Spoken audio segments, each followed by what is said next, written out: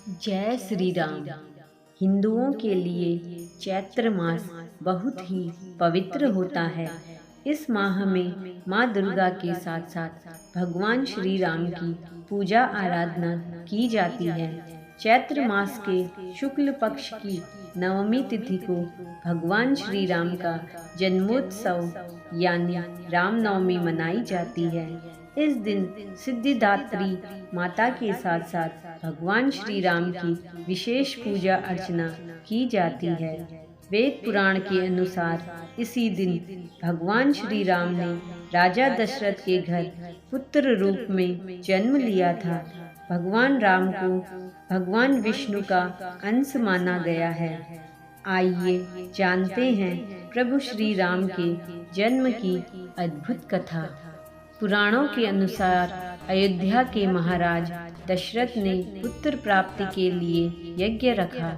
इस यज्ञ के लिए राजा दशरथ ने अपनी चतुरंगनी सेना को काले कान वाले घोड़े को छोड़ने का आदेश भेजा।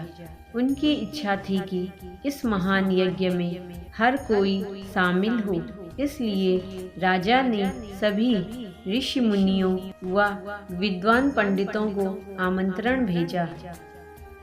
निर्धारित दिन पर महाराज दशरथ अपने मित्र गुरु वशिष्ठ, श्रृंग ऋषि व अन्य विद्वानों के साथ यज्ञ मंडप में पहुँचे। इसके बाद विधिवत रूप से यज्ञ की शुरुआत हुई।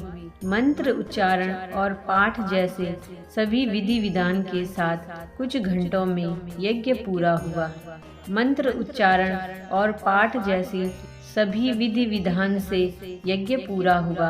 राजा दशरथ ने फिर सभी ब्राह्मणों, विद्वानों व अतिथियों को उपहार में धन और गाय आदि देकर आदर पूर्वक विदा किया।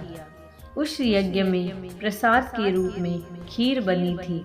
उस प्रसाद में पुत्र प्राप्ति का आशीर्वाद था, जिसे खाने के बाद तीनों रानियां गर्भवती हो गई। कुछ समय बाद चैत्र माह में शुक्ल पक्ष की नवमी तिथि के दिन राजा दशरथ की पहली पत्नी यानी रानी कौशल्या ने एक पुत्र को जन्म दिया। उस बालक के चेहरे में इतनी रौनक थी कि हर कोई समझ जाता था कि वह कोई साधारण बालक नहीं है।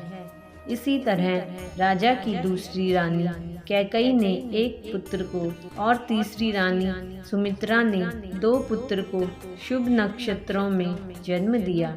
राजा दशरथ का महल और नगर 4 पुत्रों के जन्म से खिलखिला उठा। चारों तरफ आनंद और जश्न का माहौल था। पूरी प्रजा खुशी से गा व झूम रही थी। इस खुशी को देखकर देवता भी फूलों की वर्षा करने लगे। खुशी से झूम रहे राजा दशरथ ने ब्राह्मणों को खूब दान दिया। फिर अपनी खुशी जाहिर के लिए उन्होंने प्रजा व दरबारियों को भी धन, रत्न और आभूषण बंटवाए। समय आने पर सबकी मौजूदगी में चारों बालकों का नामकरण भी किया गया। महर्षि वशिष्ठ ने उनका नाम राम, भरत, लक्ष्मण और शत्रुघ्न रखा। वक्त बीतता गया। धीरे धीरे ये चारों बालक बड़े हुए। इन चारों में राम अपने तेजस्वी गुणों के कारण प्रजा को अधिक प्रिय लगने लगे। अपनी प्रतिभा के चलते वो कम उम्र में ही सभी विषयों में महारत हासिल कर चुके थे। राम में सभी गुण थे, चाहे शस्त्र चलाने की बात हो या हाथी व घोड़ों की सवारी, हर चीज में वो अव्वल थे। साथ ही वो माता पिता व गुरुओं का भी खूब सम्मान करते थे।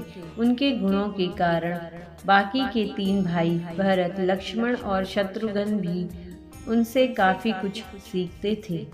जब भी महाराज अपने चारों पुत्रों को एक साथ देखते, उनका मन आनंद से भर उठता था। राम में मौजूद गुणों के कारण उन्हें श्री राम और भगवान राम तक कहा जाने लगा। आगे चलकर राम के जीवन पर 2 पवित्र ग्रंथ लिखे गए, रामचरितमानस और रामायण। तो भक्तों, इसी राम कथा के साथ आप सब भी प्रेम से बोलिए जय श्री राम, जय श्री राम।